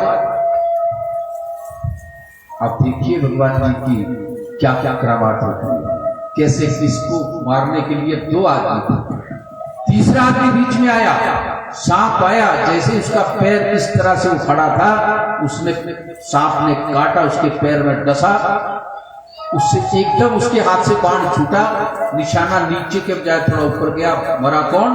बाज। मरा कौन? शिकारी। बचा कौन? जिसको मारने को तो। ये भगवान जी की माया होती। यहां मारने को सारे वो देखते थे, वो सारे डाकू थे, लेकिन मरे खुद। बचा कौन? वही जिसकी बलि देना चाहता।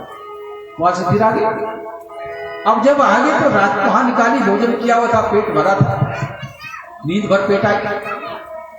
अब नींद ठीक आ गई, पेट भरा हुआ था। सुबह हुई तो वहां रघुगण का राज्य था।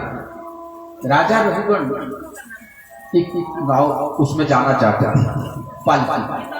तो पालकी को कोई कहार ऐसा चाहिए था जो वो भी बड़ा शक्तिशाली था, बड़ा 3-4 क्विंटल उसका वजन होगा राजा। अब उसको उठाने वाले कहार भी वैसे ही चाहिए थे। कहार एक की कमी पड़ रही थी, तो एक कहार ढूंढा तो वही था, उसको ले गए। बोले महाराज, राजा का कहार बनना, रोटी भर पेट मिल गई, भर पेट रोटी मिल गई, अब कहार बन गए, आगे चले। अब उस पालकी को ले जा रहे, लेकिन वो धार्मिक तो थे, तीनों जन्मों का यात्रा था। अब आहिस्ता नीचे देख रहे हो, नीचे देख रहे कि कहीं कोई मेरे पैर के नीचे किसी किस्म का जीव जंतु न मर जाए, क्योंकि उनको पता था ब्रह्म सत्संग जगन मिथ्या ब्रह्मैव जीवो नापरा। ये ब्रह्म सत्य है और ये जगत जो झूठा है, ब्रह्म ही जीव है, कोई दूसरा नहीं। इसलिए चराचर जीव के अंदर ये ब्रह्म ईशावास्यमिदं सर्वं यत् किंचित् जगत्यां जगत्, ईशावास्योपनिषद उसमें लिखा है कि सारे संसार के कण कण में वो भगवान बसते हैं। तो ये छोटे छोटे जीव जंतु, इनकी भी मैं हत्या क्यों करूं? यहां तो एक माता जी हमको सुनाया करते थे कि कोई एक व्यक्ति था नवगांव में, बहुत पहले, उनके पांव के नीचे एक बार वो फील होती है वो आ गया था, और उसका भी उन्होंने क्रियाकर्म किया था। इतने धार्मिक लोग हुआ करते थे, पाप नहीं करते थे। तो जो लोग एक फील अपने पांव के नीचे मरी, उसका भी क्रियाकर्म करते थे। तो जो किसी बकरे को बलि देते थे, वो कहां से सीखा होगा? बकरे की बलि कहां लिखी? कहां तो एक छोटा सा घोंगा वो पैर के नीचे मर गया, उसका भी प्रायश्चित करते हैं। लेकिन विकृतियां समाज में आ गई, सही को पीछे हटा दिया, गलत परंपरा को आगे बढ़ा दिया। इसलिए कथा को ढंग से सुनना चाहिए। कथा का सुनने का लाभ कभी है जब उसको अमल भी करें। सोचे कि शास्त्र में है। कल की कथा में मैंने कहा था कि भीष्म पितामह जी ने कहा था कि जब वो पिंडदान दे रहे थे तो उनके पिता का हाथ ऊपर आया था, लेकिन शास्त्र ने कहा कि पिंडदान केवल कुशा पर हो सकता है। उन्होंने हाथ में नहीं दिया, कुशा पर ही दिया था। इसलिए रात को पितरों ने उनको वरदान दिया और कहा कि तुमने जो ये किया इससे हम संतुष्ट हैं, लेकिन दान के साथ जो श्रेष्ठ दान है स्वर्ण दान भी देना चाहिए। स्वर्ण दान क्यों श्रेष्ठ है? भगवान सूर्य का जो रंग है वो हिरण्य वाला, हिरण्य सोने को कहा जाता है। अब यहां क्या हुआ? अब जो भरत थे, ये जड़ भरत का नाम पड़ गया था। ये रघुगढ़ को उठा करके जब जा रहे थे तो उनको ऊपर से बोलता है, अरे इतना मोटा ताजा शरीर और तू इतना चलता नहीं, चल नहीं सकता, तुझे चलने में तकलीफ होती है। ये बोलना ही था और उन्होंने ब्रह्म ज्ञान पर व्याख्यान देना शुरू किया।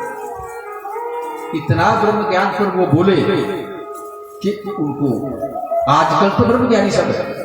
ब्रह्म ज्ञान जान्यो नहीं, ब्रह्म ज्ञान जान्यो नहीं, ब्रह्म दिए छिटकाए, ब्रह्म दिए छिटकाए, तुलसी ऐसी आत्मा, तुलसी ऐसी आत्मा, सहज नरक में जाए भैया, सहज नरक में जाए। ब्रह्म ज्ञान को होकर लेकिन अपने को ब्रह्मज्ञानी बनकर के बोलते हैं कर्मकांड कुछ भी नहीं, और उसको छूट करते। देखिए, जो जिसका काम जो भी होता है उसको करना पड़ता है। अध्यापक विद्यालय में जाता है, पढ़ाता है, ये उसका कर्म है। अगर उसको छोड़ दे, बोलते कि नौकरी ही सब कुछ है, नौकरी तब है जब आप पढ़ाई। कोई बैंक में लगा है, बैंक में उसका कुछ अधिकार क्षेत्र है, उसका कर्म बांटा गया, वो नहीं करोगे तो फायदा नहीं। किसी अन्य विभाग में, वहां विभाग में उनका एक पोस्ट दी जाती है, उस पर उनको काम करना पड़ता है। अगर निजी क्षेत्र में कोई काम कर रहा है, कोई डॉक्टर है, कोई वकील है, कोई और है, वो अपने अपने काम को बड़ी ईमानदारी से करते हैं, वही कर्म है। लेकिन वो बोले कि हमें तो बहुत बड़ा ज्ञान है, चुपचाप बैठ रहे हैं, तो वहां से उसका कोई गुजारा नहीं चलने वाला। आजकल ब्रह्मज्ञानी बनते हैं और सारे काम छोड़ करके, ऐसे लोग पापी हो जाते हैं। तुलसीदास जी कहते हैं कि ऐसी आत्मा सहज नरक में जाए, ये नरक में जाने वाले होते हैं। तो यहां वो ब्रह्मज्ञानी, उसको ब्रह्म ज्ञान नहीं था। रघुगण राजा जब ब्रह्म ज्ञान सुनना उसने शुरू किया, तो उसका तो सारा जो बल था वो दूर, और उसने अपने सारे जो कार्य को कहा कि पालकी को नीचे उतार। पालकी को नीचे उतार करके उसके पांव पर पड़ गया कि मुझे नहीं पता था कि आप इतने ज्ञाता हो। मैंने सोचा ये आपका शरीर स्वस्थ पड़ा है, मोटा व्यक्ति, मोटा ताजा, आपका दिमाग भी इतना ही मोटा होगा। शरीर, शक्ल या उसका पहरावा, उसका बेस देख करके उसका अंदाजा नहीं लगाया जा सकता। किसी का शरीर बहुत सुंदर है, ये मत समझिए कि वो बहुत अच्छा है, बुरा भी हो सकता है। और अगर किसी के कपड़े बहुत अच्छे हैं, अमीरी नहीं हो सकता, दिखावा भी हो सकता है। अगर कोई आपको शिक्षा दे रहा है बगुले की तरह, वो गलत हो सकता है। उसका आचरण कैसा है, जब तक ये पता न लगे तब तक किसी के बारे में आप कोई अनुमान नहीं लगा सकते। यहां उसको देख करके, मोटा देख करके राजा रघुगण ने ये सोच लिया कि ये इसका दिमाग नहीं मोटा। जब उसकी विकृता का व्याख्यान उसने सुना तो उनका कायल हो गया और उसको ही गुरु बना दिया। ऐसे होते हैं महान पुरुष, इन्हीं महापुरुषों के इशारे पर ये संसार चलता है। अब इस तरह से रघुगण को शिक्षा दे रहे कि ये ब्रह्मांड क्या है, कैसे बना। इस ब्रह्मांड का छोटा सा आपको भी ज्ञान होना चाहिए। देखो, एक सूर्य, 9 ग्रह है ना, खोज 9 ग्रह की किसने की थी? भारतवर्ष की चिकित्सा पद्धति में, भारतवर्ष की ज्योतिष। ये भी साइंस है, ज्योतिष भी तो साइंस है, हमारी सब कुछ साइंस है। अब उसके बाद उन्होंने 9 ग्रहों में कहा कि किसकी कितनी स्थिति होती है। सूर्य 1 मास में 1 राशि का चक्कर लगाता है, चंद्रमा 2.5 दिन में 1 राशि का चक्कर लगाता है, शनि 2.5 वर्ष में 1 राशि का चक्कर लगाता है। 12वीं राशि में आपके आएगा तो 7.5 होती है। 3 जगह पर 12, 1 और 2 स्थान पर ये 7.5 होती है, 7.5 साल बनते हैं। चौथे और 8वें स्थान पर आएगा तो भैया बनता है, 2.5 साल रहता है। राहु और केतु 1.5 वर्ष 1 राशि में रहते हैं। आपका बृहस्पति 1 वर्ष 1 राशि में रहता है। ये सब कुछ उन्होंने ये चक्कर बताया, इस तरह से ये चक्कर होता। तो ये सारी गणना की गई, ये पूरी इस ब्रह्मांड की गणना की गई है। कोई अंतरिक्ष विज्ञान नहीं था तो और क्या क्या? ये विज्ञान नहीं है, साइंस नहीं है तो और क्या क्या? लेकिन इसको हम लोग ना तो सुनते हैं ना सुनाते हैं। बोले प्रभुदेव की। अब आगे की कथा चलती है। एक ब्राह्मण था अजामिल, नाम है अजामिल, और उसका काम कुछ और था। अजामिल राजा एक ब्राह्मण था। उसने क्या किया कि अच्छा ब्राह्मण था पहले, लेकिन कई बार किसी व्यक्ति की बुद्धि भ्रष्ट हो जाती है। आप ऊंचे कुल में पैदा होकर के अगर नीच कर्म करते हो तो फिर आपका कुल भी नाश होता है, आपका भी सम्मान नष्ट हो जाता है। एक पद पर बनना सहजता भी हो सकती है, एक संयोग भी हो सकता है, लेकिन उस पद पर जब पहुंच गए वहां स्थिर रहना ये कठिनता होगी। पहाड़ पर आप चढ़ जाओगे, कितनी कठिनता होगी, बहुत मुश्किल होती है, लेकिन वहां से उतरने में दिक्कत नहीं होती, आप फटाफट दौड़ के आ जाओगे। इसी प्रकार से व्यक्ति को ऊंचा पद प्राप्त करना बहुत कठिन होता है, नीचे गिरने में देर नहीं लगती, मेरे ऊपर संभले रहना इसके लिए बहुत प्रयत्न करना पड़ता है। अजामिल ब्राह्मण तो थे, लेकिन कई बार दृष्टि ब्राह्मण के लिए गुण बताए गए, उसके लिए कुछ नियम बताए गए कि संसार के अंदर जितनी भी माताएं हैं उसको सर्वरूपमयी देवी, सभी देवियों का रूप मानना चाहिए, सभी माताओं का रूप मानना चाहिए, सभी बहनों का रूप मानना चाहिए।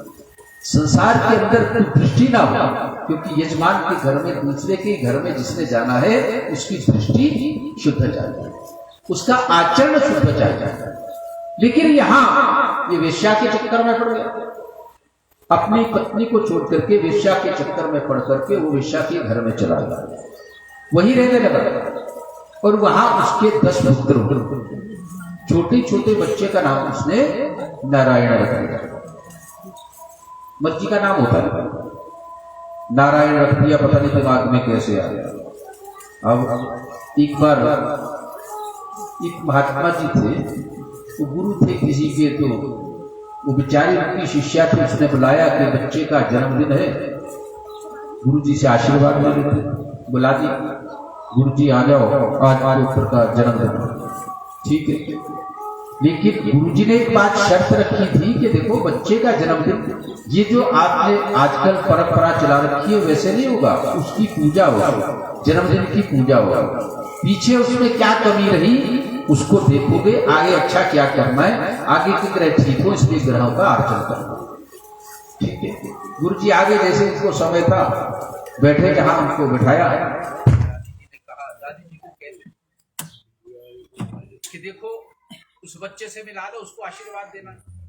अब तो मुझे जाना भी है, अब जाना था तो उस बच्चे को मिलाने के लिए उन्होंने, दादी ने आवाज डाल दी, चीकू।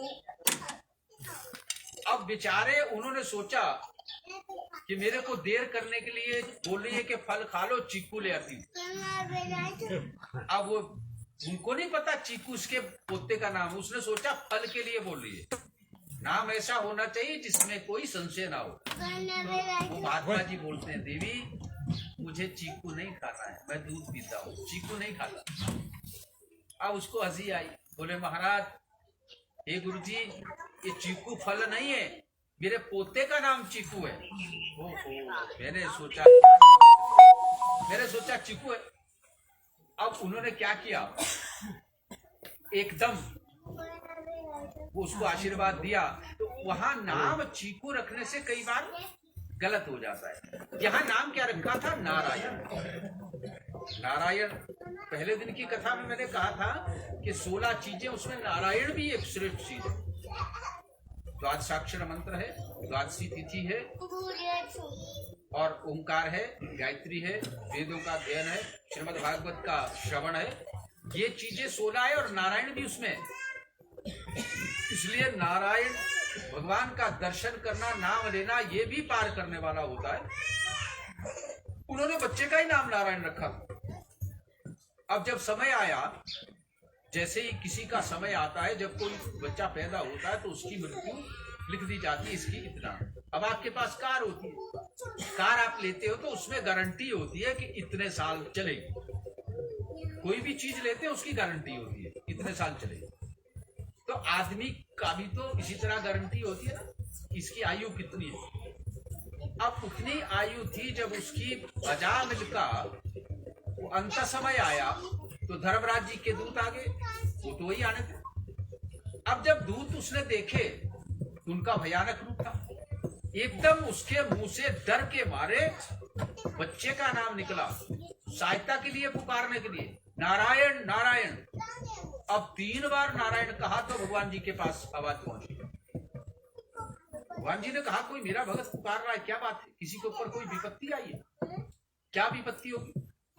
भगवान जी ने एकदम दूत भेजे कि जाओ विमान ले जाओ, और मेरा भगत कोई मुझे पुकार रहा है, लेके आओ। अब इधर धर्मराज जी के दूत थे और उधर भगवान विष्णु के दूत पहुंच गए।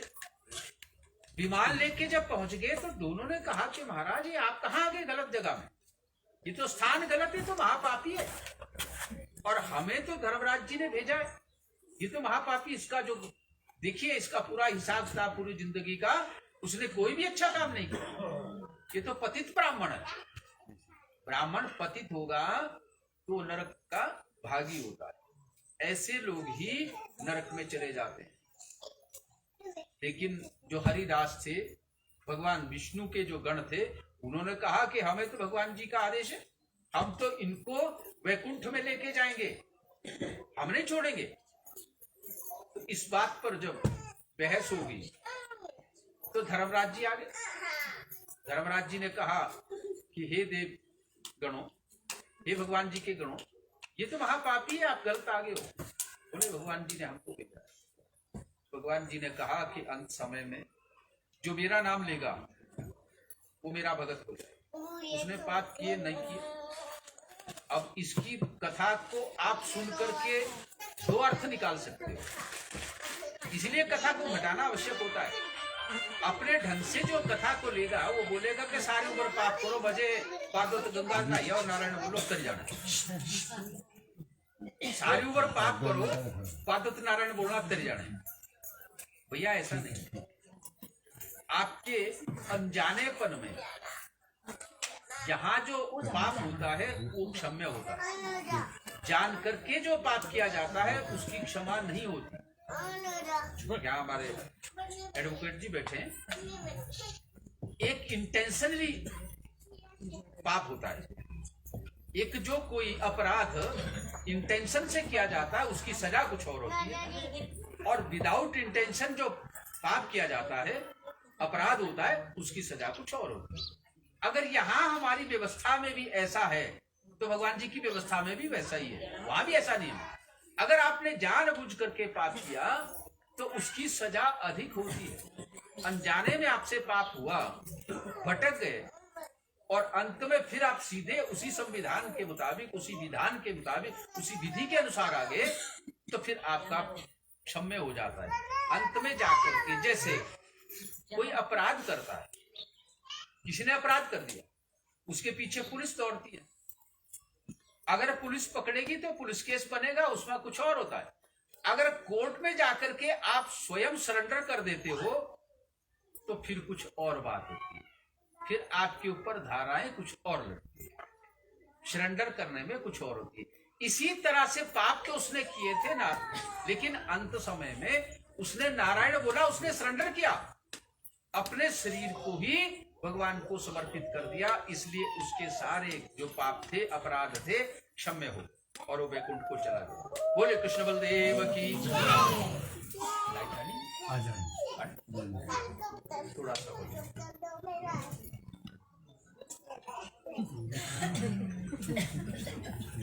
श्याम तेरे मिलने का सत्संग ही बहाना है। श्याम तेरे मिलने का सत्संग ही बहाना है। वो श्याम तेरे मिलने का, कान्हा तेरे मिलने का, तेरे मिलने का, कान्हा तेरे मिलने का सत्संग ही बहाना है। श्याम तेरे मिलने